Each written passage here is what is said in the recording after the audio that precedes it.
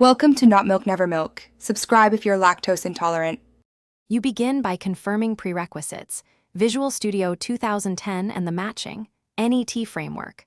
Open the solution and once loaded, right-click the web project and choose Set as Startup Project. Make sure the project targets the same framework version as your code.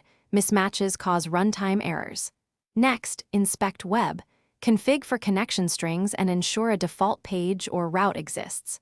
Once done, pick the server option, built-in development server, Cassini, for quick runs, or local IIS if you need full hosting parity.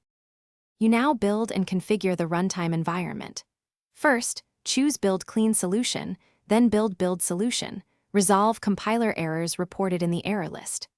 Next, open Project Properties and use the Web tab to select the server, Visual Studio Development Server, or local IIS, and confirm the project URL and port number.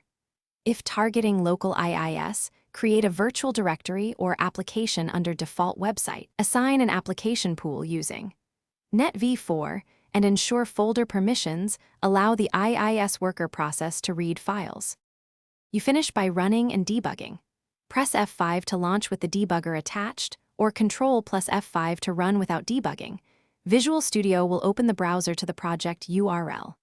If the page fails, examine the output window and the browser address for precise errors, then step through code with breakpoints to inspect variables. If problems persist, check Event Viewer and IIS logs, confirm the chosen port isn't blocked or in use, and validate web config syntax.